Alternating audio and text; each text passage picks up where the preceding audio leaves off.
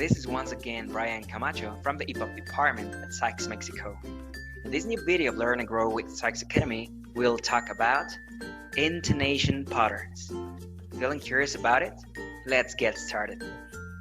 As speakers of a foreign language, we constantly overlook many aspects of the language that are paramount for an outstanding performance overall, especially when speaking. These aspects are of different kinds, of course, but today we'll go over one of them that will definitely help you sound more native-like when you speak, and this is the intonation.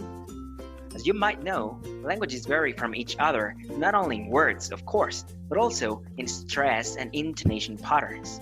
So you have to bear in mind that the English language has its own intonation patterns, and these are way different from the ones we use in Spanish or from the ones of many other languages. In English, there are 4 kinds of intonation patterns mainly, and considering this, it might be rather bothersome for many native speakers to listen you speak using or sticking to only 1 or 2 kinds of intonation. So let's go over these 4 kinds of intonation. The first kind of intonation is the rising intonation. In this one, your intonation is gonna rise at the end of a sentence when you speak. This intonation is gonna be used mainly with yes-no questions. For example, could you find it? Would you mind providing me with your date of birth? Is this the first time you call? Is that okay with you? Notice how intonation rises at the end. You're also gonna use this intonation when you want the customer to repeat something. Examples, sorry, what was it?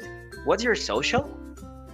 The second kind of intonation is the falling or flat intonation. In this one, your intonation falls at the end of your sentences or stays flat. This kind of intonation is used when you say statements or an instruction. For example, it'll be my pleasure to assist you. In the rear part, you'll find a button. Please press it. I'll send you an email with the information. Well, now, please open your browser, sir. Number 3. The riseful intonation. There will be sentences in which at first you're gonna rise your intonation and then it will fall. This intonation is used in questions that require more information. For example, okay, when did it start failing, sir? Okay, now please tell me, what exactly happened with it and how long did it take them to answer? 2 or more alternatives in a question. For example, would you prefer to make a payment arrangement or to change to a more affordable plan? So notice that in the first option, the intonation rises, and in the last one, it falls. Listen again.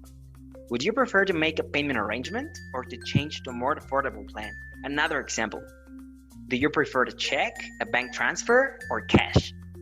So the falling intonation is always going to happen in the very last option. And the 4th kind of intonation is the full rise intonation. You use this in tech questions when you ask for information. Examples, and you didn't receive the file, did you? But you haven't called them back, have you? Many speakers of English as a foreign language abuse a rising intonation, even when it's not appropriate to use. For instance, instead of saying, give me a moment please, many people say, give me a moment please? So that's not correct. Another example, instead of saying, okay, let me look for the information, many agents say, let me look for the information? Not really, you're not asking them, so there is no need for you to use a rising intonation. Furthermore, in this kind of statements, you should be using a flat or a falling intonation. Now, it's time for you to have some practice. At this point, I urge you to go back in the video and review once more the 4 kinds of intonation and how to use them. Once you've done it, pause the video when necessary so that you can practice your intonation patterns with the following sentences.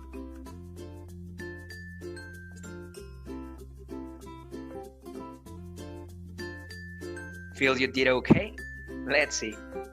The kinds of intonation that you should have used are: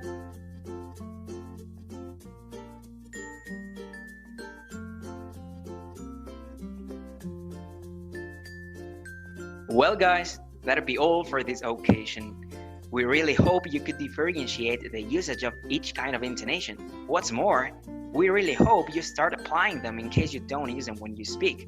See you soon in another video of Learn and Grow with SYKES Academy. Goodbye.